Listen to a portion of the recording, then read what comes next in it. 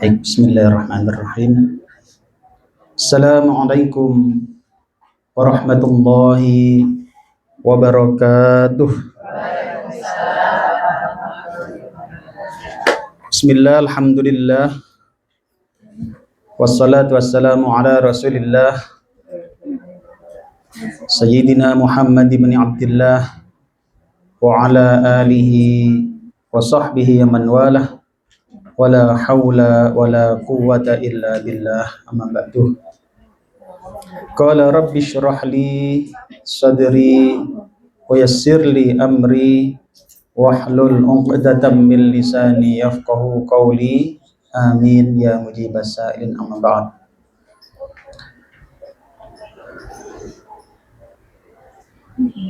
Alhamdulillahirabbil alamin. Hadirin jamaah rahimakumullah. Bersyukur hari ini Allah memberikan kita kesehatan dan kesempatan, dua nikmat yang kata Rasulullah itu banyak orang yang melalaikannya. Nikmatani, ada dua nikmat yang maghbunun, banyak orang yang terlena, banyak orang yang melalaikannya. Katsirun minan nas, kebanyakan manusia. Yaitu apa? Pertama adalah as-sihah, kesehatan. Yang kedua adalah al-faragh, yaitu waktu luang, kesempatan. Banyak orang yang saat sehat justru semakin banyak dosa ditumpuk oleh dia. Suka begitu rasani orang, berhentinya hanya ketika sariawannya kambuh. Ada juga orang yang ketika waktu luangnya itu justru malah digunakan untuk sesuatu yang bermaksiat. Maka beruntunglah orang-orang yang senantiasa memanfaatkan kesempatan dan kesehatannya dengan amal-amal soleh. Maka jika hari ini panjenengan masih memanfaatkan waktu kesehatan ini untuk menuntut ilmu, semoga ini menjadi pertanda panjenengan semua adalah orang-orang yang beruntung dunia dan akhirat. Amin ya rabbal alamin. Hadirin jamaah rahimakumullah. Tema kita kali ini adalah mempersiapkan diri masuk di akhir Ramadan, insyaallah. Jadi tidak terasa kita sudah di hari yang ke-15. Okay. Apa ada rencana sampai lebih dari 30? Tidak ada ya. Maka kita manfaatkan pertemuan Ramadan ini dengan sebaik-baiknya. Kita pelajari ilmunya untuk nanti akhir Ramadan kita semakin mantap apa yang harus dilakukan di dalam akhir Ramadan ini. Hadirin,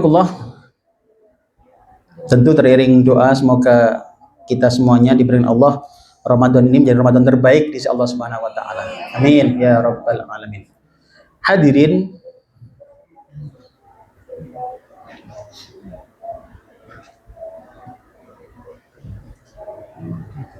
karena cukup banyak hal yang harus dilakukan di akhir Ramadan ini, pembahasannya secara fikih pendekatannya, maka mungkin menjadi dua bagian. Kita masih ada satu kemis lagi kan ya? Baik, insyaallah. Jadi insyaallah kita jadikan dua bagian, insyaallah paling enggak hari ini dan Kamis depan, insyaallah. Hadirin, berangkat dari masih ingat yang kapan tadi saya sampaikan, agar kita menjadikan Ramadan ini spesial ya. Mungkin pernah ada yang sudah ikut ngaji kajian ini, yang belum biar pirsa, yang sudah semakin mantap ya. Masih ingat bahwasannya kita ini harus berikhtiar menjadikan puasa ini spesial. Bahwasannya Allah Rasul jawab begini dalam hadis qudsi, puasa itu adalah ibadah untukku, kata Allah ya. Jadi ini sebelum masuk ke pembahasan fikihnya, saya berikan jenengan gambaran sehingga motivasi kita lebih kuat. Karena kalau sudah masuk fikih itu masuk hukum-hukum, masuk detail-detail yang kalau kemudian motivasi kuat itu pungkasannya ala sunnah wae kok turu wae gitu. Karena motivasinya kurang, maka motivasi yang saya bangun coba kita biar pirsa kemudian nanti berangkat masuk ke apa yang harus dilakukan. Sehingga kita bicara detail itu tidak menjadi keberatan, justru menjadi tantangan untuk kita sempurnakan. Hadirin rahimakumullah, Rasulullah dawuh dalam hadis qudsi ini, ya Allah berfirman bahwasannya sesungguhnya puasa itu adalah untukku, ya kan? Kullu amali bani Adam lahu illa siyam. Semua amal anak Adam itu adalah untuk mereka, untuk apa? Hambaku sendiri. Illa siyam, kecuali puasa. Fa innahu li wa ana ajzi bih.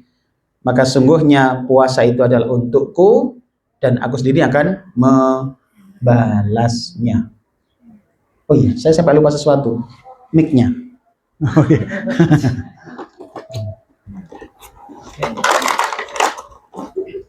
Moga Bu, dan saya Bu, benerin saya Bu. Ya.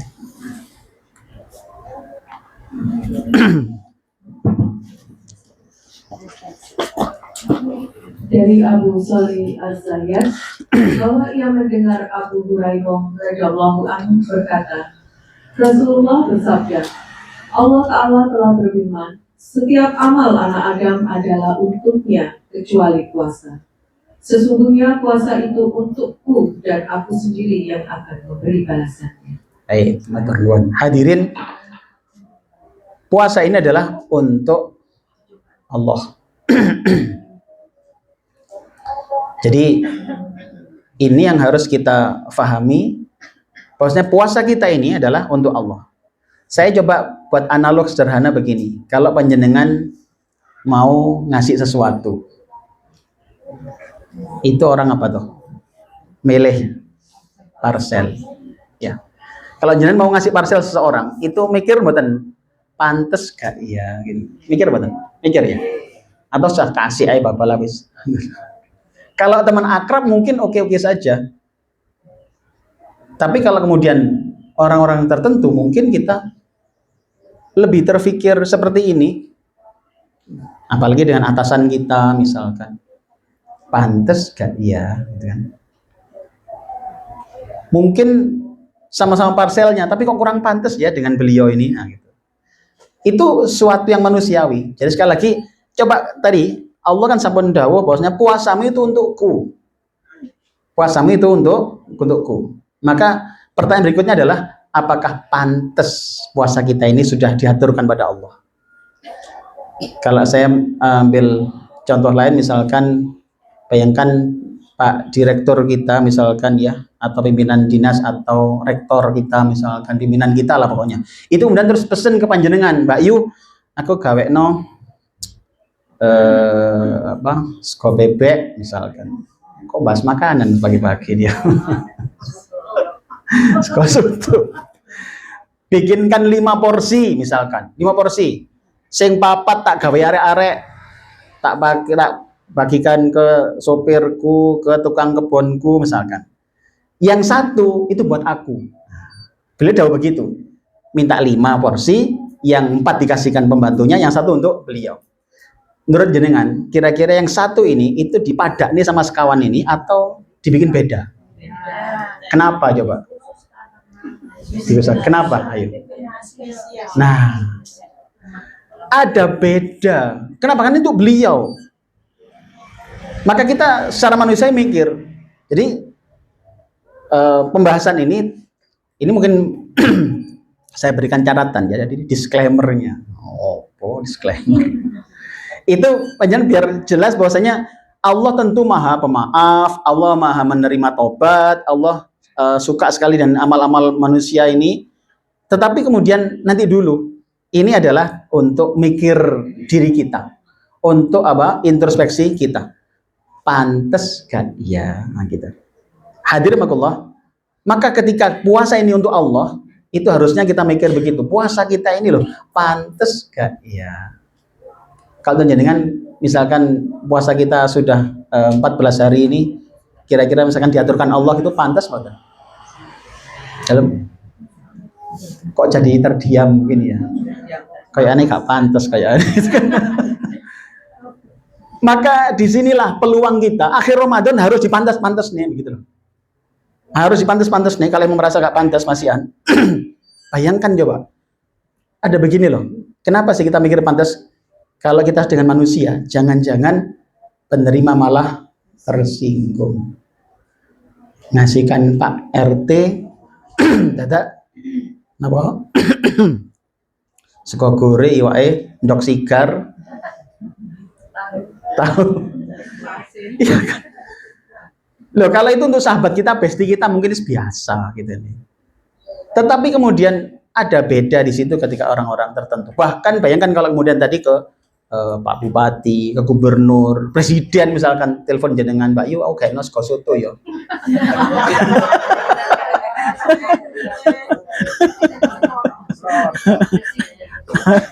atau WA khusus untuk tadi pesan kelotok. Oh iya. Hadirin makullah.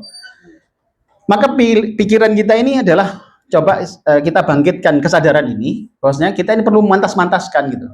Maka jangan merasa wis kakehan amal gitu. Ramadan kok kakek amal yo, mari subuhan, diajak ngaji maneh. Ngajine jam 5 maneh. Wae wong guru ngadus kok gak ngaji Ustaz yo opo.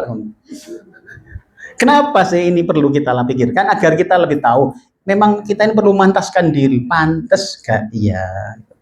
Kok rasanya kok kurang pantes ya masuk ke Allah cuma gini aja sih gitu loh. Maka disinilah poinnya hadirin. Nah hadirin menyadari ini kita masuk ke amalan-amalan Ramadan ini. Ayo kita Ramadan ini dibikin lebih banyak amal-amal kebaikan karena disitulah kita berharap Ramadan ini spesial. Hadirin kita masuk ke pembahasan fikihnya. Ini cukup banyak maka hari ini mungkin belum bisa terselesaikan semuanya. Jadi kita insyaallah ada 2 bagian gitu nggih. Karena fikih itu memang detail sekali. Fikih itu detail. Jadi tidak bisa gerambiangan ketika bicara fikih. Saya menggunakan kitab fikih sunnah sebagai dasar utama dalam pembahasan kita. Sehingga kemudian kita kita harus memang harus dalam ibadah itu bernas gitu ya. Harus jelas dalilnya. Kita mau ngapain sih? Jadi jangan sampai kemudian banyak amal gak jelas semua gitu kan ya. Jangan. Ya tentu bukan berarti mending sedikit amal tapi jelas Ustaz. Itu alasannya wong ngaras-arasen juga bisa kan ya. Alasannya ono ae kan ya. Kayak sodako, monggo ibu sodako, sekarang diajak ini ada bangun pesantren kan. Dia kan sudahlah Bu Evi, mending sedikit kok ikhlas. Walah. Jadi itu kan alasan lain dari mak golek dalil gitu ya. Jadi rasa-rasen. Nah, hadirin rahimakumullah, kita bahas pertama adalah qiyamul lail. Dan selama ini paham nggak beda antara qiyamul lail dan qiyamul Ramadan? Atau dianggap sama selama ini?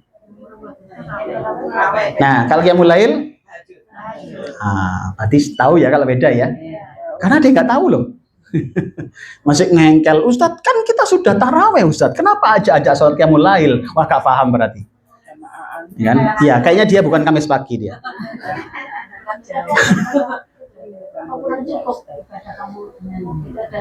Oh nah beda lagi. Jadi maka kita perlu tahu di mana sih batasannya gitu ya. Nah ada qiyamul lail, qiyamul Ramadan. Kita lihat dulu. Hadimakumullah, qiyamul lail itu adalah sholat malam. Qiyamul lail itu keutamaannya ini saya tunjukkan. Ini karena cukup padat materinya. Yang pertama adalah ini memerintah Allah dalam surat Al-Isra ayat 79. Allah kan jawab wa minal laili fatahajjat bihi nafilatan lak. Dan sebagian malam bertahajudlah. Jadi ini perintah gitu ya, perintah. Panjenengan yang penting perlu tahu ayat-ayatnya aja ya untuk sebagai dasar, sebagai dalilnya ya. Kemudian adalah yang kedua adalah orang yang rajin melakukan qiyamul lail adalah orang-orang yang baik yang layak mendapatkan kebaikan dan rahmat Allah. Ini dalam Az-Zariyat ayat 15 sampai 18. Jadi orang qiyamul lailnya itu terus gitu ya, masya Allah, itu orang-orang yang baik dan orang yang layak mendapatkan kebaikan dan rahmat Allah. Itu kan salah satu ayatnya yang ketika Rasulullah mau menceraikan istrinya, itu kan kemudian Allah dawuh di situ kan. Jadi dia itu adalah orang yang kalau siang berpuasa, kalau malam sholat malam. Jadi Rasulullah dicegah menceraikan istrinya itu, Allah dawuhi tadi itu, istrimu ini baik gitu. Dia puasa ketika siang hari, ketika malam hari dia penuhi dengan sholat malam.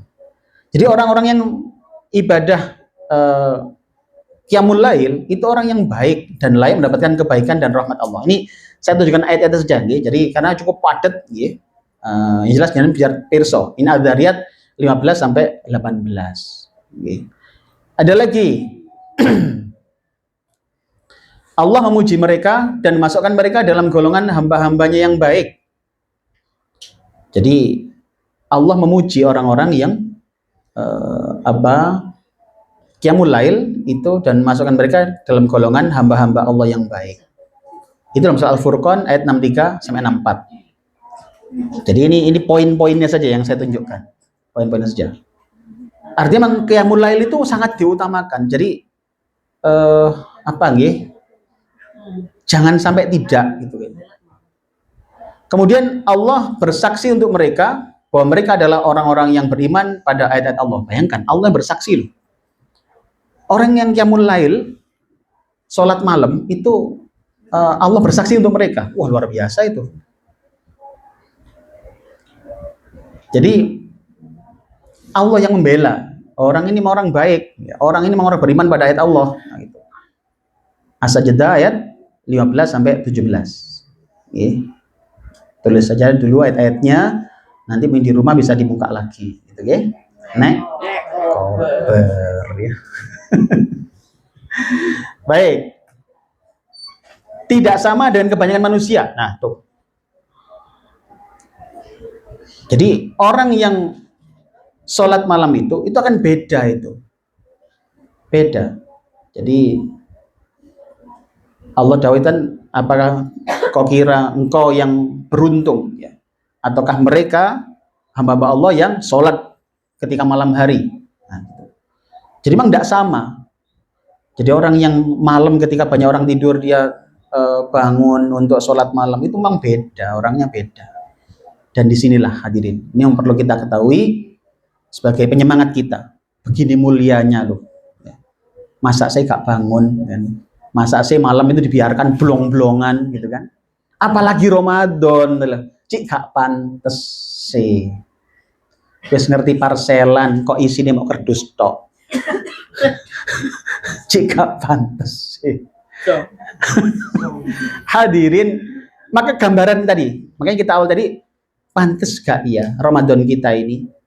Masa sih sudah ditambahkan lagi pahalanya ketika Ramadan itu, sunnah itu dihitung seperti pahala wajib gitu kan? Bayangkan, sunnah dihitung pahalanya seperti pahala wajib.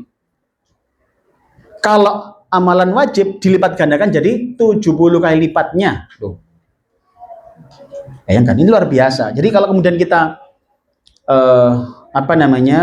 di bulan Ramadan ini kemudian tidak melakukan amal-amal yang begini, kok ya nemen nih. Ketika pahala dilipat gandakan, kita sama sekali nggak tertarik. Tetap dalam keindahan mimpi yang nggak jelas. Ngorok gerok. Kadang emang orang tidur itu ingin lari dari kenyataan. Dia utang akeh kayak turu, melek eling mana? Turu mana? Ya Allah. Nah kalau bapaknya anak nanti di rumah tidur aja itu jangan-jangan Bu, ada yang dihindari sama beliau. Ada yang dihindari sama beliau gitu kan ya. Kok melek ketemu wong gimana tuh?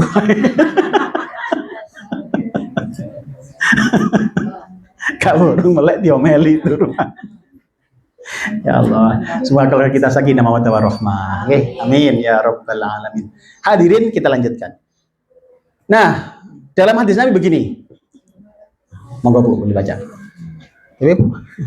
Hai segenap kaum muslimin, sebarkanlah salam di antara kalian. Berilah makan, sambunglah silaturahim, dan sholat malamlah di saat orang-orang tidur.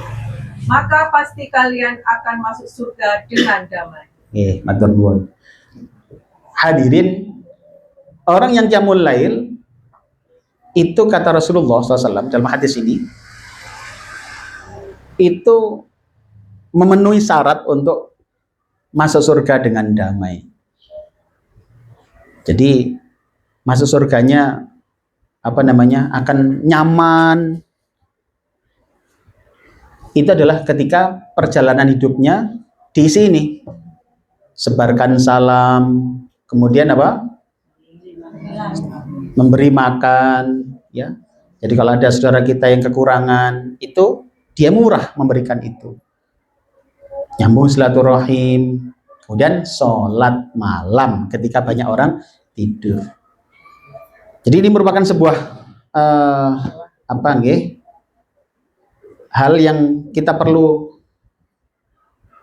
tahu tentang keutamaan qiyamul lail sehingga kita lebih bersemangat, dan Ramadan ini harus kita isi.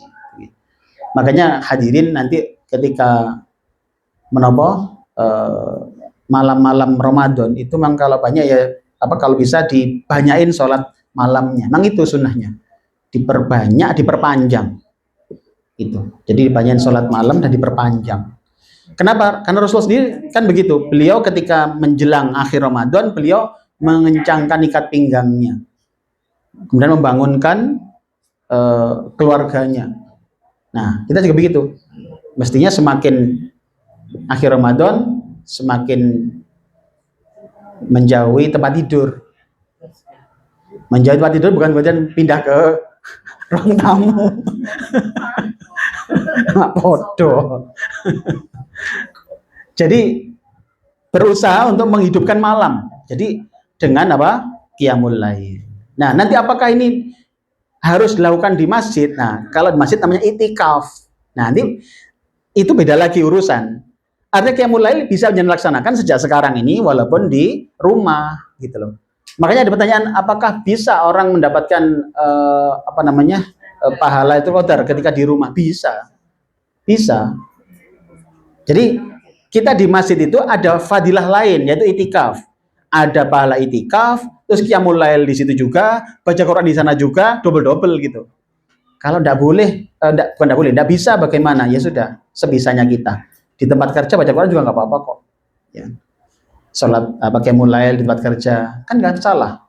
Misalnya kita mungkin ada di rumah sakit, dinas malam misalkan, sebentar lah ambil 2 rakaat situ. Kemudian sambil jaga UGD sambil baca Quran, gitu kan? Jadi tidak ada alasan untuk nggak melakukan itu. Kenapa? Karena ini kesempatan loh, ya. Karena kita berharap Ramadan ini menjadi spesial untuk Allah, ya. Jadi kita harus bikin spesial. Ya. Kalau dalam kajian di Al-Hidayah kapan hari saya sebutkan salah satu yang bikin spesial adalah amal-amal yang dicintai Allah. Bikin amal yang dicintai Allah itu ada dalam Ramadan ini. Gambarnya kan begini. Jadi kalau ngasih parcel, ya, kemudian agar lebih pantas, agar lebih berkesan buat yang kita kasih, itu apa sih? Isinya harus ada yang disukai oleh penerima. Kan gini kan. Nah, nih saya kasih ini nih, Bu. Bagaimana berkesan coba? Bayangkan yang ngasih ke bos kita itu banyak, nggak hanya kita loh. Stafnya beliau banyak kok. Yang ngasih itu banyak.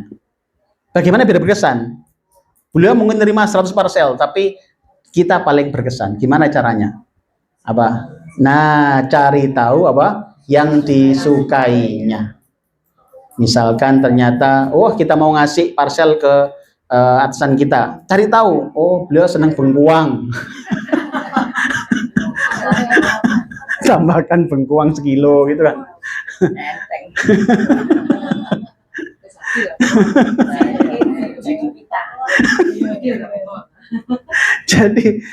Jadi jika yang kirim banyak, bagaimana caranya gitu? Maka kita perlu tahu yang disukainya. Jadi disinilah poin yang penting, gitu. Maka di dalam Ramadan ini bikin hadiah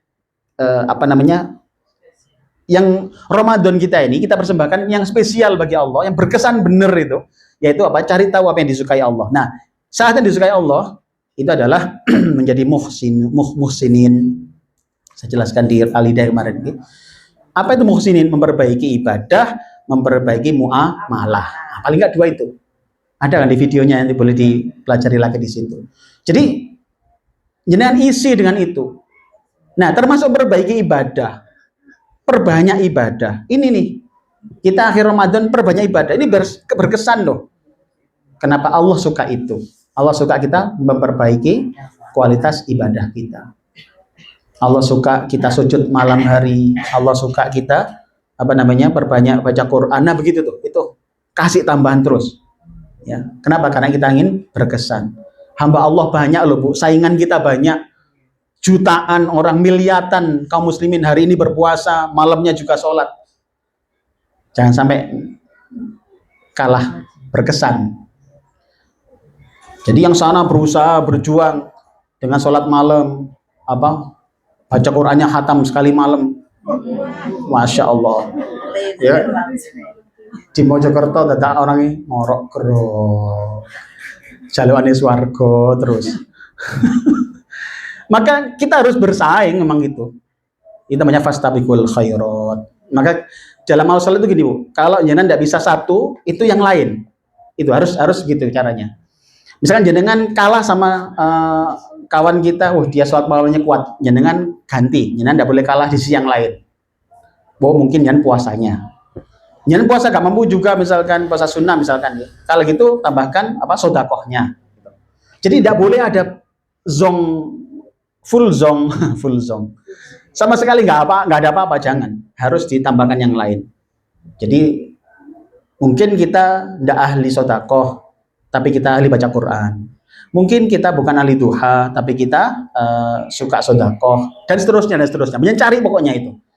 Nah, begitu caranya. Okay? Nah, hadirin, baik lagi. Maka orang yang qiyamul lail ini ternyata adalah memang menjadi salah satu hikmahnya Nabi Daud tadi, ketika kita termasuk orang yang menyebarkan salam. Ya, menyebarkan salam itu kan kita mengucapkan salam dengan saudara kita. Jadi sebisa mungkin kita mendahului, bukan nunggu diucapi salam. Ada tonggone lewat dirongono sih, salam enggak ya dia? Ya kita duluan, assalamualaikum, itu kan. Enggak apa-apa.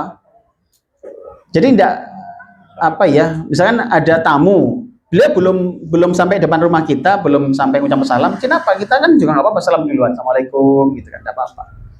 Enggak usah kita nunggu, dia nunggu kita nunggu. Dia masih butuh sepatu, kita nunggu dulu. Salam enggak ya dia ya? Ya enggak lah, ucapin salam duluan enggak apa-apa. Oke, kasar saling nunggu. Hadirin, sekarang tata cara qiyamul lail. Nih. Ketika hendak tidur, hendaknya berniat qiyamul lail. Nih, ada hadisnya ternyata. Niatkan qiyamul lail. Ada keinginan paling enggak, mau ngeledak itu, ingat nanti ya jam 1:30 kita mau bangun qiyamul lail gitu. Geledak. Ini bahasa khas Mojokerto. Hadirin, maka ada niatan memang gitu loh. Mungkin ternyata karena saking payahnya tidak bangun, saking payahnya mulai pagi sudah nyuci, sudah kora-kora, sudah ngepel pun nggak hanya satu rumah sendiri, rumah kakak, rumah adik, wis payah malam pleksek gitu kan ya, habis tarawih sudah nggak bisa melek, tapi sudah ada niatan qiyamul lail, niatkan qiyamul lail.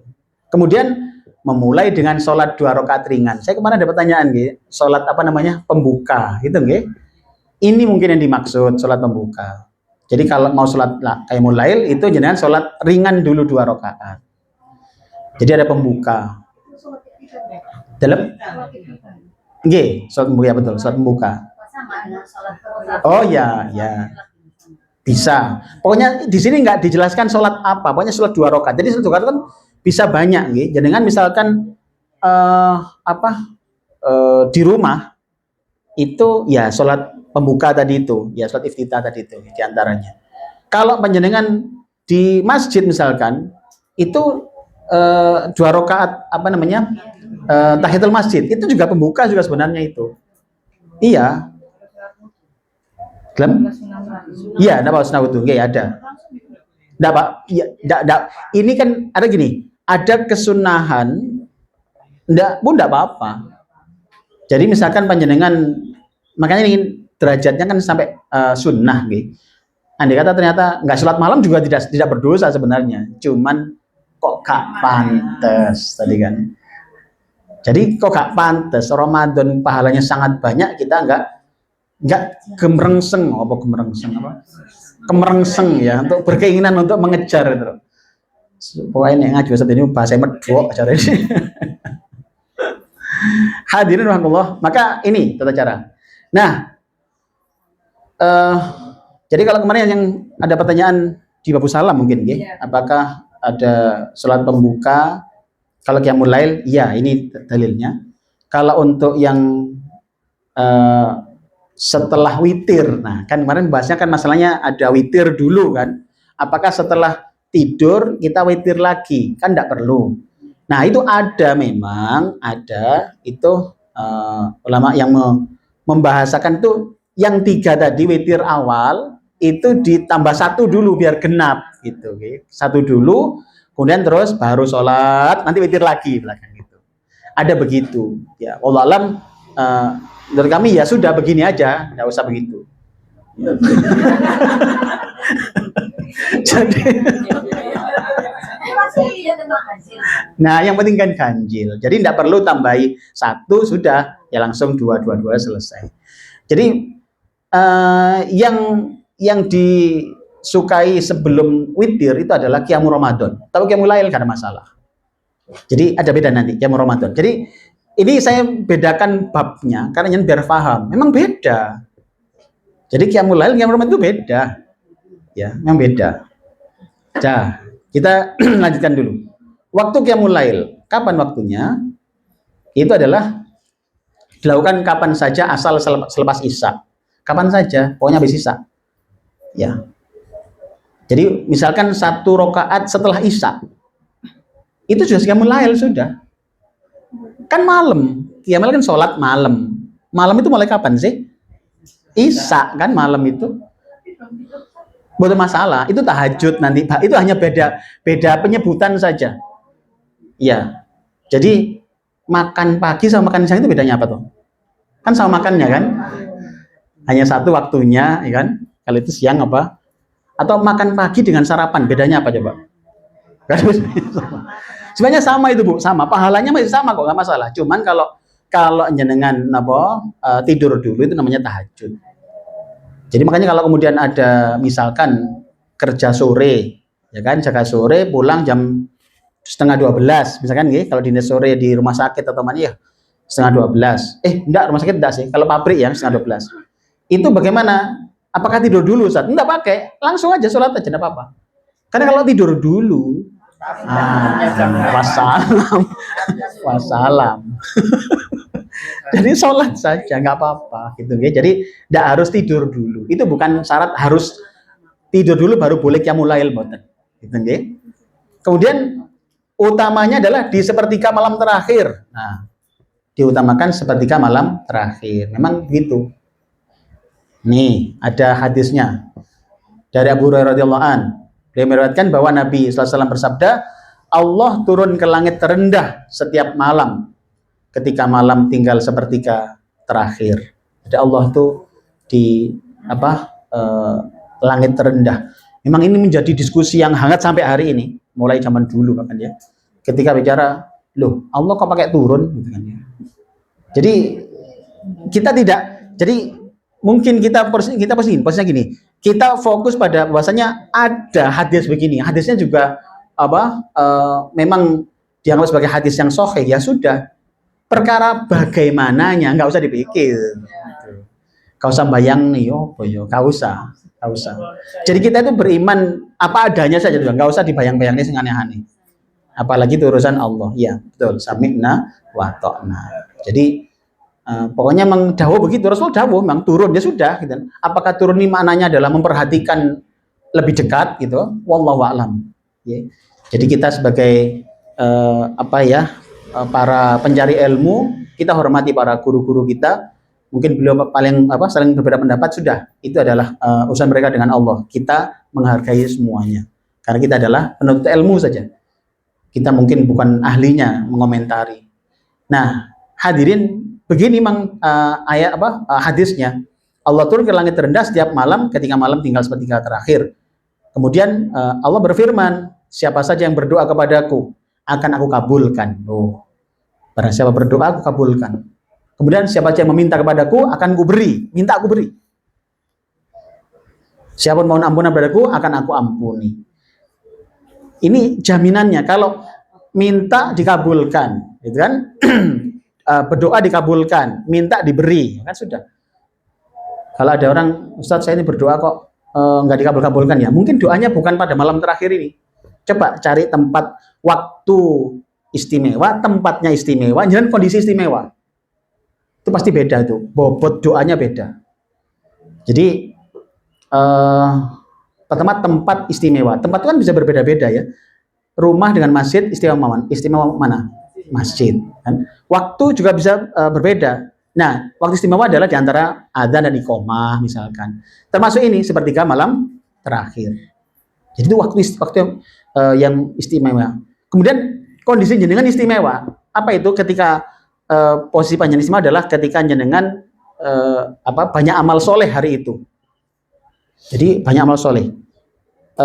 Termasuk sabar, kan? Wasta'inu bis-sabri was-shalah. Tuh. Jadi kalau memang ingin goal permohonan itu nanti malam nih mau minta, ya sudah mulai pagi itu sudah disiapkan, kan?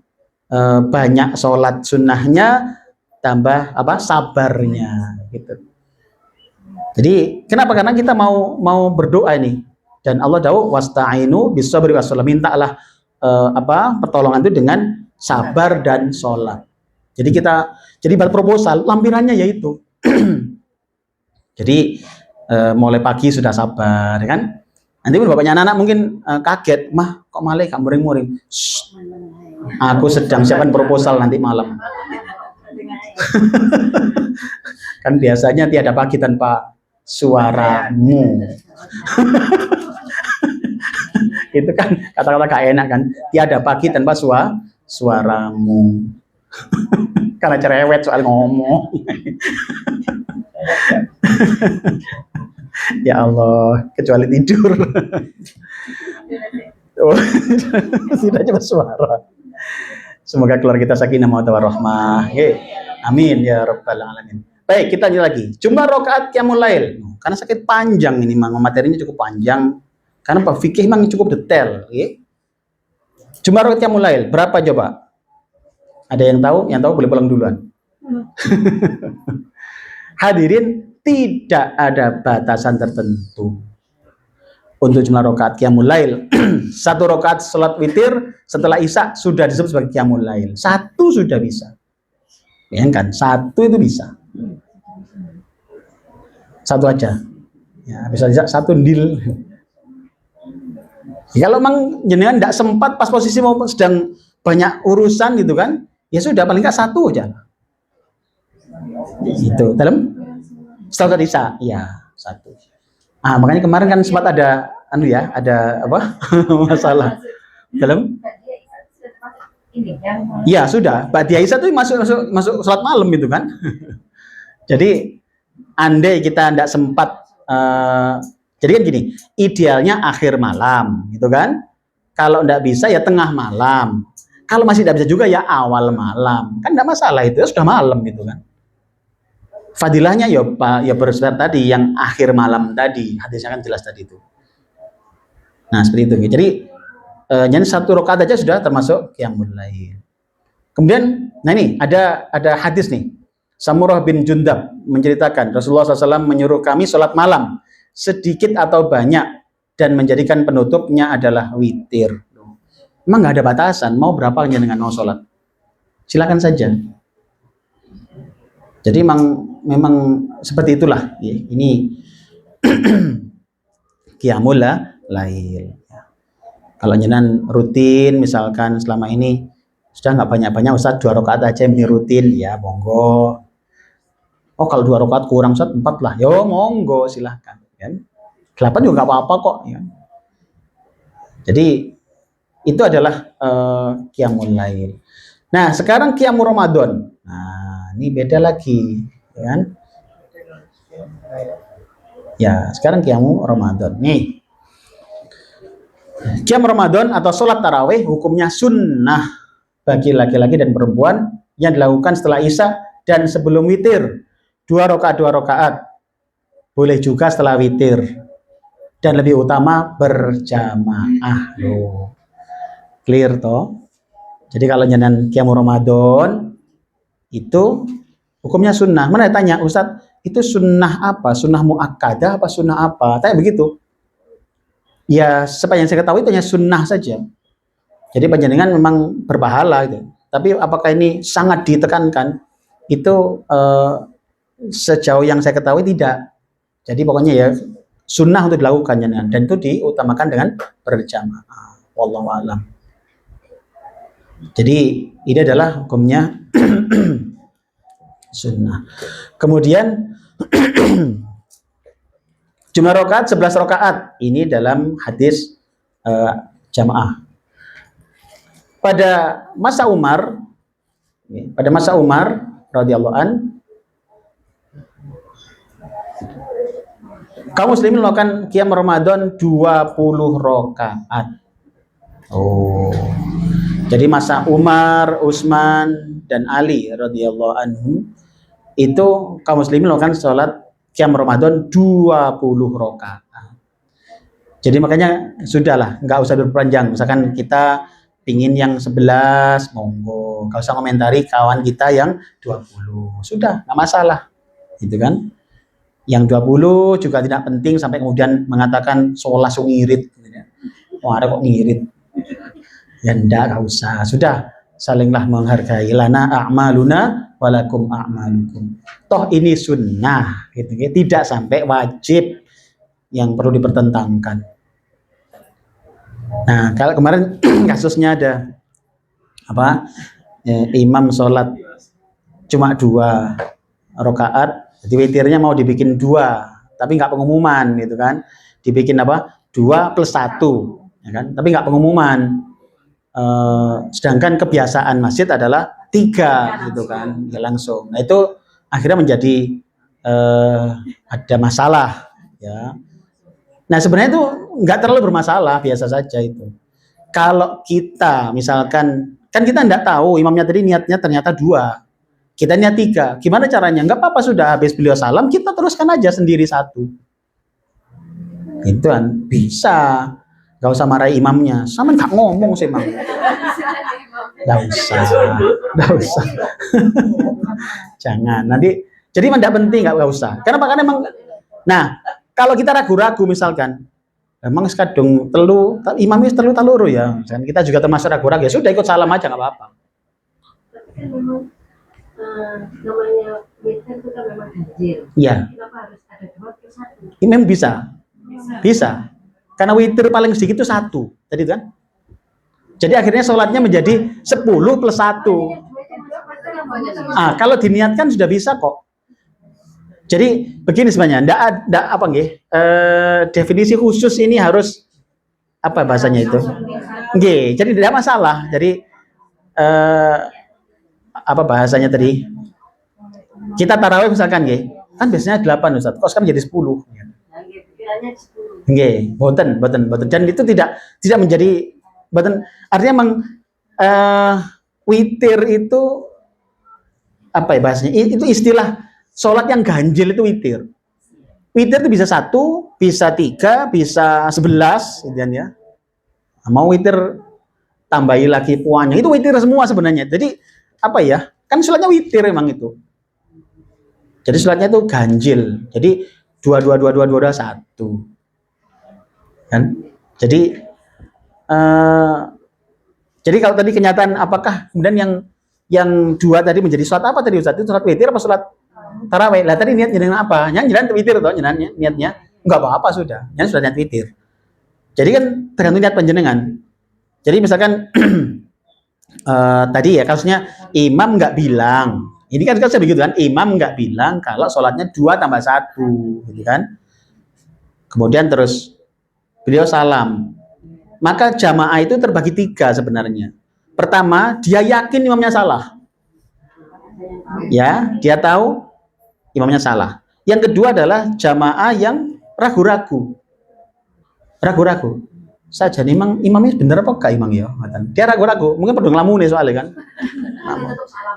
Nah, yang ketiga itu dia nggak tahu apa-apa, ya nggak tahu apa-apa.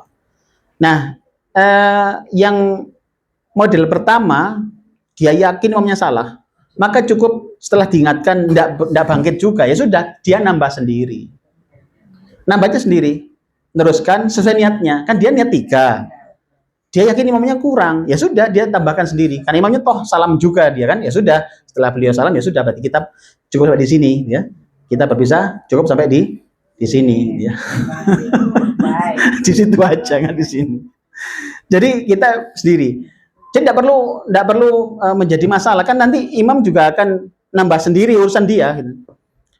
Maka begini, kalau misalkan ada kasusnya pernah terjadi ya, sholat subuh itu sujudnya kurang 1, bayangkan, sujudnya kurang 1. Kalau rakaat kurang 1 kan biasa ya, ini enggak, sujudnya kurang 1. Sudah kesepuh orang yang imami, habis sujud pertama langsung tahiyat akhir. Jamaah subhanallah, subhanallah. Beliau kebingungan, salah apa aku gitu kan? Iya, itu terjadi itu. Kemudian terus diam aja ini, subhanallah itu. Bola subhanallah. Belum, imamnya masih dia nggak bergeming, pokoknya apa ya? Mungkin dia bingung memang. Kemudian sampai dia segera salam, assalamualaikum, waalaikumsalam. Assalamualaikum. Terus langsung noleh ke belakang. Aku salah apa sih, Rek? Itu. Waktu itu kemudian saya geger, akhirnya mereka sholat lagi, diulang lagi sholat subuhnya. Nah, waktu itu terus qadarullah pas kami di situ, takmir nyampaikan, Ustadz, mohon disampaikan Ustadz, ini kami harus bagaimana sebenarnya.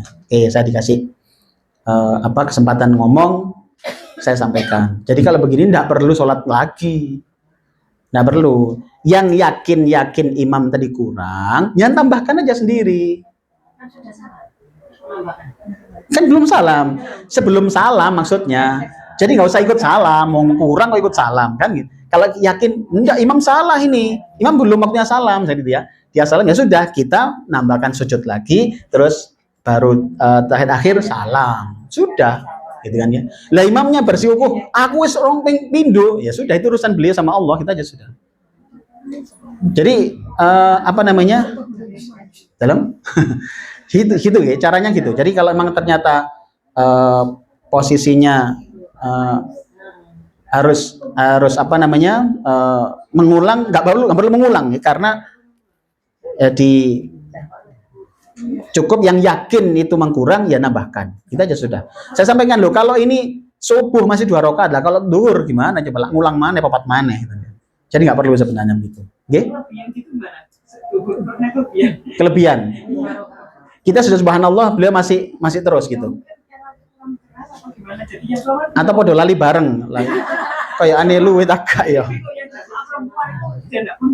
Oh ya, karena kelebihan. Ya.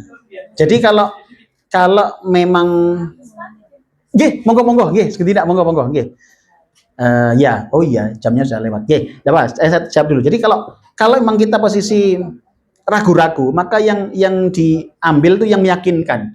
Jangan lebih yakin apa enggak. Kalau yang yakin sudah jelas imamnya keliru gitu ya. Ya jangan diikuti, imam keliru diikuti. Iya, sudah, jangan nganu sendiri, enggak apa-apa.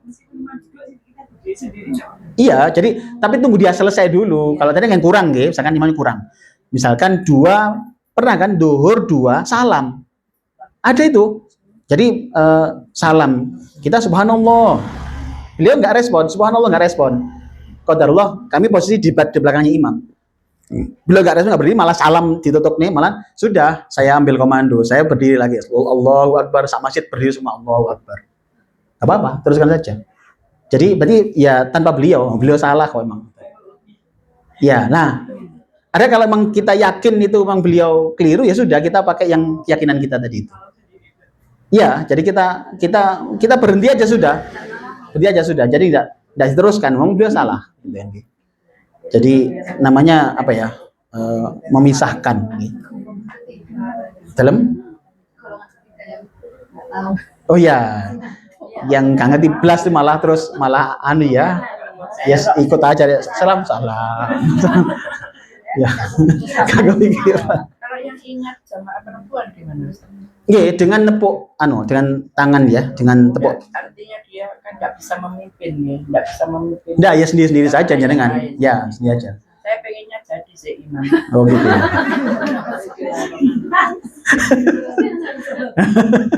Ya. Jadi memang ya begitu. Jadi kalau yang ingat ini sama perempuan kayak kasus tadi itu ya sudah diingatkan semampunya. Beliau masih terus aja sudah itu sama Allah. Kita sudah yakin ini sudah cukup ya, itu selesai. Jadi wallahualam. Ya, jadi memang seperti itulah kurang lebihnya. Ngoten nggih? Lupa sholat sendiri, terus ragu-ragu, iki mang loro tatelu gitu ya. Oh ya, gini. Jadi kalau jenengan ragu-ragu dalam sholat, pokoknya yang cari yang tidak meragukan. Nah, misalkan 2 atau 3, itu kan yang masih ragu-raguan yang 3. 2 kan sudah nggak ragu-ragu kan? Berarti anggap 2 masihan. Yang paling sedikit. Oh iya, ya lakukan saat jenengan ingat ketika setelah salam tadi itu kan baru ingat. Ya sudah, lupa. Alhamdulillah. Jadi kalau ya memang begini, ya namanya lupa itu beda lagi ya urusannya. Jadi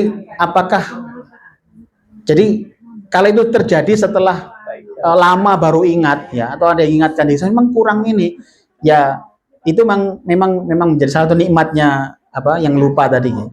Apakah harus mengulang lagi sholatnya? Kalau memang masih memungkinkan lebih baik diulang lagi. Jadi kalau mungkin diulang lagi. Tapi kalau memang jenengan ingatnya sudah, ya sudah itu mungkin nikmat dari Allah, ya sudah. Wis. Lah sampeyan yo ngono ngilingno subuh mang saya ngilingno zuhur gitu. Jadi ya wallah alam itu caranya. Jadi kalau memang kita masih ada waktu kesempatan itu ulang aja lagi sendiri. Gitu nggih. Enggak apa. Jadi sholat wajib 2 kali kan juga nggak apa-apa. Tapi yang kedua niatnya sunnah. Gitu nggih. Jadi enggak apa-apa. Nggih. Bon, terakhir ini Imam Syafi'i itu menyaksikan bahwasanya itulah yang aku jumpai yang dilakukan oleh ahli Makkah. Jadi Imam Syafi'i bersaksi bahwasanya yang dijumpai beliau yang dilakukan ahli Mekah adalah 20 rakaat ini. Gitu nih. Iya, 20 rakaat. Jadi makanya sudahlah, enggak perlu saling eker-ekeran, sudah yang penting Ramadan kita isi dengan amal sebanyak-banyaknya gitu nih. Jadi ini terkait qiyamul Ramadan berapa sebenarnya gitu nih. Kemudian ulama berkata yang sunnah itu 11 rakaat. Selebihnya itu mustahab namanya. Mustahab itu apa sih? Disukai. Jenengan tambah ya monggo. Pokoknya jangan sampai kemudian yang banyak itu jadi alasan untuk segera banter-banteran gitu kan. Jadi kenapa? Karena nanti nggak sempurna, kehilangan tumak ninahnya, kehilangan sayang gitu loh. Hanya alasan karena biar banyak ya. Artinya ketika dilaksanakan 11 rakaat dengan tenang itu tentu lebih baik. Hebat lagi adalah 20 tenang juga, pasti keren juga gitu kan. Jadi iya, mulai jam 11 ya, nggak apa-apa. Ya, jadi seperti itu. Nah makanya nanti ketika kita selesai qiyamul Ramadan, malam qiyamul lail nggak ada masalah. Karena memang itu beda urusannya.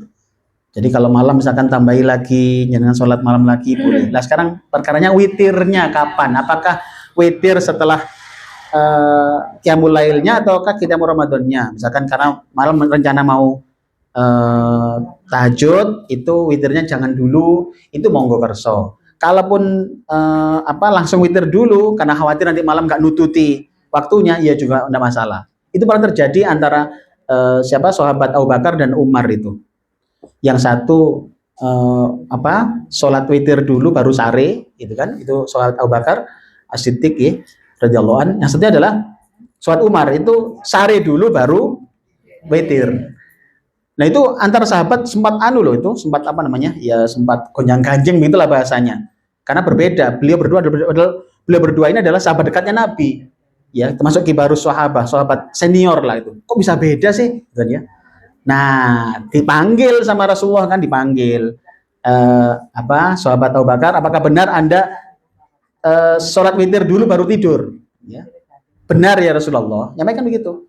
Kemudian yang sahabat Abu Bakar, apakah benar Anda tidur dulu baru witir? Benar Rasulullah. Apa kata Nabi? Nabi menghibur, memuji dua-duanya. Sahabat Abu Bakar yang witir dulu baru sare, itu dianggap sebagai orang yang berhati-hati. Sedangkan kau sahabat Umar yang tidur dulu baru witir, itu orang kuat namanya. Karena apa? Kuat nggak kebablasan tadi itu kan. Maka kalau jangan milih, monggo nggak masalah kok itu. Jadi nggak usah berdebatkan terlalu panjang, sudahlah cukup. Witir mau kapan monggo. Jadi kalau misalkan sudah witir, malam sholat lagi juga nggak apa-apa, tapi nggak perlu witir lagi, gitu aja. Oke? Cukup jelas? Baik, nanti ada yang lain kita tanyakan, kita diskusikan lagi di pertemuan akan datang, insya Allah. Hadirin makullah, kesimpulannya kajian kita kali ini pertama adalah Ramadan ini harus kita bikin spesial, gitu. Okay? Ayo dibikin spesial agar Allah berkenan menjadikan Ramadan ini Ramadan paling indah, ya, antara dalam hubungan antara kita dengan Allah. Itu adalah Ramadan yang paling indah. Yang kedua adalah bagaimana cara kita menjadikan Ramadan ini berkesan, tambahkan amalan-amalan yang disukai Allah. Nah, salah satu amalan yang disukai Allah dalam kaitannya adalah qiyamul lail. Tadi Allah merintahkan, Allah sampai dawuh, Allah ingin kita berdoa, ingin kita banyak mengisi. Nah, itu diantaranya, gitu, okay? Maka qiyamul lail ini jangan sampai tidak. Qiyamul Ramadan tetap jalan, karena ini beda urusan. Ini adalah ketika Ramadan saja adanya, di Ramadan nggak ada. Okay? Nah, jalankan, kita maksimalkan, ya. Ramadan masih tersisa insya Allah 14 hari lagi untuk tarawihnya, ya. 14-15 hari lagi, ya. Maka kita maksimalkan, ya. Semoga Allah menerima ibadah kita semuanya. Rabbana atina fid dunya hasanah wa fil akhirati hasanah wa qina adzabannar. Allahumma rabbana taqabbal minna innaka antas samiul alim wa tub alaina innaka tawwabur rahim. Rabbana atina min ladunka rahmah wa hab lana min amrina rasyada.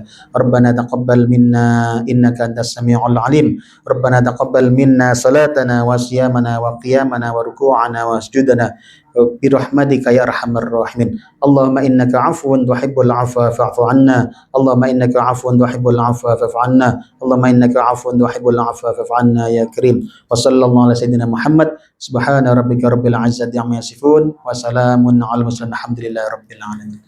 Demikian akhir kalam. Selamat menjelang akhir Ramadan. Perbanyak amal-amal soleh kita. Semoga ini menjadi Ramadan paling berkesan dalam kehidupan kita, dalam hubungan kita dengan Allah. Okay? Alhamdulillahirrahmanirrahim. Subhanakallahumma bihamdika asyhadu an la ilaha illa anta astaghfiruka wa atubu ilaik. Assalamualaikum warahmatullahi wabarakatuh.